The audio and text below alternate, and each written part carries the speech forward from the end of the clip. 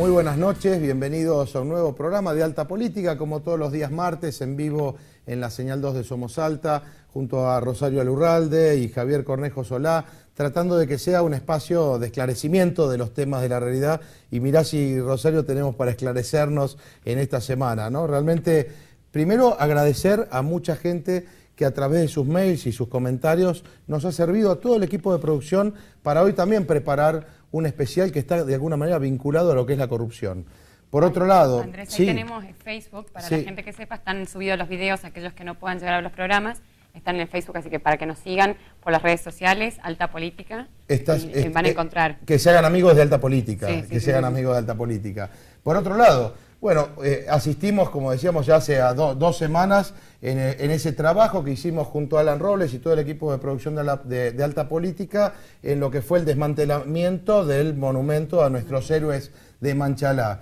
Llevamos más de 11.300 visitas hasta el día de hoy, ahí en la página de YouTube que dice Manchalá borrado de la memoria democrática, con tantos comentarios de tanta gente de toda la Argentina, Rosario. Realmente increíble cómo se han solidarizado con los salteños muchísimos argentinos de otras provincias que han visto, bueno, en este desguace del monumento a Manchalá, también parte del desguace a la Argentina, porque hoy el símbolo del monumento a Manchalá también lo podemos ver allí, ¿no? En definitiva, cuando mañana veamos cómo votan los diputados, lo que ha pasado con la justicia, no le ha importado al gobierno el día 18A, si hubo 1 millón o no de personas, sino que, bueno, han ido avanzando y, como dijo Julio César Estracera, que no se lo puede justamente tildar de un hombre, digamos, de las corporaciones o de la derecha, ¿no? Fue el fiscal de las juntas, dijo, esto es un golpe a la República. Bueno, así como hemos permitido desmantelar nuestro monumento a Manchalá, como habíamos dicho, iniciativa de un concejal, yo creo que ignora la historia, que lo ha metido en la bolsa a un montón de pobres de concejales que no han sabido qué es lo que estaban haciendo, o así por lo menos quiero pensar que así es. Y un general, el general Rodríguez, que realmente, lamentablemente, hoy hay una carta lindísima de un amigo y profesor, Martín Rizzo Patrón, en las redes sociales, un salteño que ha escrito una carta maravillosa respecto a este tema y que ha tenido muchísimos comentarios en estas horas de hoy, así que muchas gracias también a Martín Rizzo Patrón por sumarse. Y quiero, antes de empezar el programa, no olvidarme de colegas periodistas nuestros, Rosario, que han trabajado fuertemente en este tema en estos días: Martín Grande, Susana Tesio, Néstor Molinati, ha estado Daniel Sanmoral y tantos otros que han estado acompañando a los soldados de Manchalá en esta, podríamos decir, tarea hoy de reconstruir el monumento. Sus equipos también, Andrés. Y sus equipos de trabajo. Hay mucha gente trabajando, hubo una marcha, de hecho, el abrazo. Un abrazo simbólico. Que está también en las redes sociales subido. Bueno, y vos tenías, porque hicimos algo que tiene que ver con esto de la República, que tiene que ver un paralelismo con lo de Manchalá. ¿Qué va a pasar en el segundo bloque? Tenemos acá, la gente se pregunta, ¿qué podemos hacer? Nos están desmantelando las instituciones, porque es monumento, una institución, hoy es la Constitución, mañana un poder de la República, la democracia. Entonces empezamos a preguntarnos qué podemos hacer hoy. Bueno, se los vamos a mostrar en el segundo bloque. Gente, salteños, del pueblo salteño, va a estar opinando sobre qué significa para ellos la votación por la ley de la justicia mañana. Claro, porque no se olvide que mañana va a haber, entre otros, porque hay algunos que ya se declararon netamente oficialistas, como es Yarade, como es el caso de Pablo Cosiner o Vilariño, que dijeron de entrada, nosotros votamos totalmente a libro cerrado por el sí, ni siquiera se discute. Pero estaba el caso de Alfredo Olmedo, estaba el caso de Walter Guayar y el caso también creo de Cristina Fiore, que estaban ahí, entre esos 12 diputados, que en todas las redes sociales dicen, bueno, en ustedes está casi el futuro de la República, si este poder se cae o no se cae. Bueno, le preguntamos a muchos salteños allí. En el primer bloque, pues nos olvidamos de presentar, va a estar 2 economistas, columnistas de Alta Política, Eduardo Antonelli y Julio Moreno, hablando de lo que es el lavado de dinero. Lo que usted vio en todos los medios nacionales, bueno, en Salta también tenemos economistas que van a poder opinar de este tema. Y como siempre, la sorpresa para el último bloque de Javier Cornejo Solá, donde vamos a ver, pasaron 20 años, se van a cumplir este mes, del dinero que se fumó, que desapareció en Santa Cruz. 20 años donde 640 millones de dólares no se saben qué pasó, son los desaparecidos de Santa Cruz. Bueno, y ahora sí, muy buenas noches, Eduardo Antonelli, Julio Moreno, muchas gracias por estar aquí, ¿no? Y obviamente, como anunciábamos, el tema del lavado de dinero, preguntar y que la gente sepa, bueno, ¿qué es el lavado de dinero? Y cómo ustedes como economistas están visualizando este hecho de corrupción, que veremos si la justicia se hace cargo o no, porque ya hemos comentado recién fuera de cámara que ante una noticia de este tipo tendría que actuar mucho más rápido. Eduardo, sí, bueno, muchas gracias por la invitación. Quiero, antes de entrar en este tema, señalar que adhiero absolutamente a todo lo que se está haciendo para reivindicar lo que ha sido Manchalá. Esto no es un problema ideológico, este ha sido un hecho enmarcado dentro de un mandato constitucional. Estemos no de acuerdo con la orden que se dio en su momento, esa es otra discusión, pero las órdenes están para cumplirlas y con mayor razón cuando emanan de un poder legítimamente constituido como el que estaba en el año 75. Y por el otro lado, me parece que es una vergüenza que salteños deshonren la tarea que han hecho otros salteños que han ofrecido su vida. Insisto, se puede discutir si esas órdenes eran mejores o peores, ese es otro tema, pero que ellos han cumplido con la patria y que se los está deshonrando, eso es una vergüenza y como salteño me enardece. Y lo otro que quiero señalar antes de entrar en materia es que es cierto, hay 7 diputados, 3 han dicho que van a votar a favor de la iniciativa del desguace de la justicia y 3 que coquetean con que todavía no tienen definiciones tomadas, pero yo creo que sí las tienen, que también van a adherir. Pero hay que hacer justicia y señalar que hay un diputado de los 7 que vota en contra del desguace de la justicia, que es el diputado Viela, y creo que es de justicia remarcarlo. Sí, ¿no? muchas gracias, porque sí, vale la pena decirlo también, que es el único salteño que está defendiendo mostrando la República en estos momentos. Y bueno, no quiero abusar, quiero dejar que también Julio opine, pero yendo a la materia nuestra, que es el tema del lavado del dinero. Bueno, hay una cuestión que es que ¿por qué se lava dinero? Bueno, el dinero se lava porque es sucio. Y es sucio porque, más allá de la cuestión moral, bajo la cual juzguemos cómo se ha generado ese dinero y en manos de quiénes está, hay una ley que dice que no está bien hacerlo. Y antes de entrar en consideraciones morales, debemos, por esta mala costumbre que tenemos los argentinos de crear leyes que después no las cumplimos, desde los semáforos a la velocidad que nos indican, hasta el respeto de las instituciones y la división de los poderes y el federalismo, etcétera, etcétera. Entonces, bueno, lo primero que tenemos que hacer es ponernos de acuerdo si queremos la república o una monarquía, si queremos el federalismo o el unitarismo, y si vamos a tener leyes que vamos a respetar o no. A partir de ahí que definamos... Nada fácil lo que estás planteando. Entramos en materia, sí. Y lo dejo a Julito. Sí. Bueno, sí, obviamente ampliando, yo me voy a ser mucho más técnico en mis apreciaciones. Vamos a definir lo que se entiende por lavado de dinero, lavado de activos, blanqueo de capitales. Hay muchas diferencias. Incluso te digo que se llama lavado de activos porque originalmente se inició en una lavandería de ropa. Está bueno contar eso. Sí, en Estados Unidos justamente se empieza a blanquear dinero proveniente de actividades ilegales, por darle alguna definición, narcotráfico, juego clandestino, hay muchísimas, por distintos tipos de dinero ilegal, que el blanqueo del dinero consiste en hacerlo dinero legal, o sea, entrarlo en el circuito financiero, en el circuito legal. Y eso es justamente lo que vamos a tratar de explicarlo ahora en este programa. Entonces, lo primero que se hizo es una lavandería, en donde la lavandería evidentemente declaraba que lavaba mucho más ropa de la que realmente lavaba. Entonces ese dinero iba entrando a un sistema, a un circuito del dinero formal o un dinero limpio, lícito o dinero limpio. No es el dinero negro o la plata negra que todos conocemos. Normalmente se habla de un dinero negro justamente porque le falta algún requisito para hacer un dinero legal. Acá justamente hablamos, y en varios programas también hablamos de la plata negra, del dinero negro. Bueno, justamente ese dinero es el dinero que no paga impuestos o no paga algún tipo de impuestos. Ahí está, eso es un poco para poder entenderlo. Después, bueno, orígenes. El dinero que no paga impuestos. No paga impuestos, pero también son orígenes de actividades ilegales. Por ejemplo, el cohecho, como se dice, la coima. El cohecho, la coima. La obra pública es una fuente, pero que además es muy pertinente destacar en el caso de lo que se trata, que es de los negocios que se denuncian del expresidente Kirchner con Lázaro Báez, porque una fuente importante del dinero que supuestamente se lavaría, o se habría lavado, o se estaría lavando, surge de la obra pública, que no es solo en Santa Cruz, sino en varias provincias de la Argentina. La manera digamos, de incorporar este dinero es presentando a la licitación sobreprecios en el Exacto. presupuesto. Es la forma más fácil. Pero hay una cosa que también es importante y que hay que señalarla.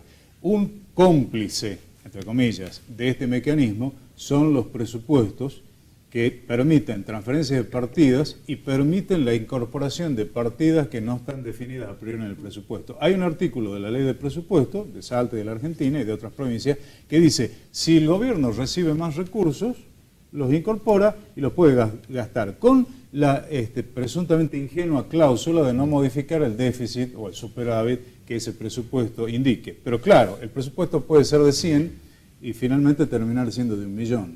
Y como además hay transferencias de partidas, entonces este es un mecanismo que habilita justamente que una parte del dinero sucio, que es los sobreprecios y demás anomalías de la obra pública, se permita, digamos, que tengan lugar. Más allá de que después se ve cómo esos fondos se les da otra lavada o otra legalización. Pero un origen importante es esta obra pública que está teñida de corrupción por el elemento que el presupuesto permite que así sea. En este caso, digamos, lo que presentó Jorge Lanata, estamos hablando de no tanto el origen, sino cómo se hizo la transferencia de esos fondos, porque sí parte de la base que Lázaro Báez tiene toda la obra pública de Santa Cruz. Esas son técnicas de lavado. Sí, no solamente es el hecho de decir, bueno, vamos a mandar dinero al exterior, hay distintas formas de blanquear ese dinero y muchísimas formas a través, por ejemplo, de transferencias bancarias,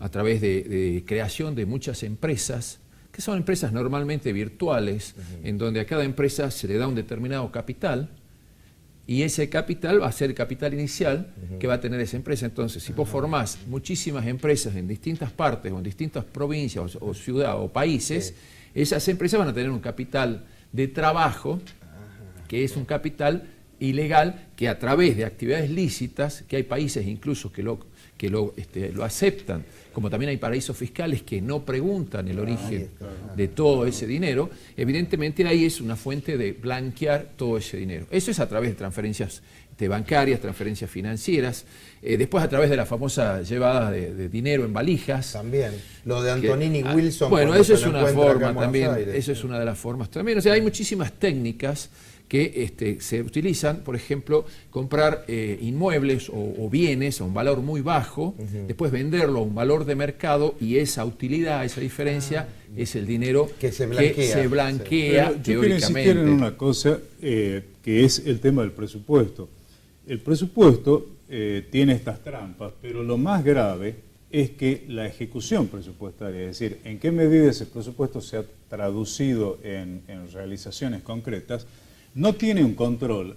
Recientemente hemos visto que ejecuciones presupuestarias de 5 o 6 años se han aprobado en bloque y a libro cerrado. Entonces, si presentamos un presupuesto de 100 que termina siendo por estas trampas de 1.000 o de 1.000.000, y después la ejecución presupuestaria no se controla, no hay manera de ver qué ha pasado con eso. Si hay un sobreprecio de un 30%, digamos, en la obra pública, ¿no es cierto? Entonces, ahí hay fondos que ni siquiera son sucios, porque en ningún momento, digamos, esos fondos aparecen. Se detectan cuando se ven en qué medida se están trasladando de un punto al otro, pero teóricamente no. ¿Por qué? Porque si después se aprueban dentro de 6 años y el libro cerrado, ¿quién se va a ir a fijar, ¿no es cierto?, si hay discrepancias? Entonces, eso es una... Está bien, no digo que el lavado de dinero se agote o se limite a la obra pública. Hay muchas cosas más. Pero esto es grave porque tiene una pertinencia institucional que es muy sensible en el momento en que estamos analizando estas cosas y en el que estamos diciendo, un gobierno que está sospechado de corrupción quiere una justicia a su medida. ¿Por qué la quiere? ¿Por qué está tan precipitada en conseguirla? Porque, bueno, tenemos el derecho de pensar que quiere impunidad. Si la tienen, a pesar de que no se han tocado todavía estos mecanismos, ¿cómo será la impunidad que van a conseguir cuando la justicia esté quebrada?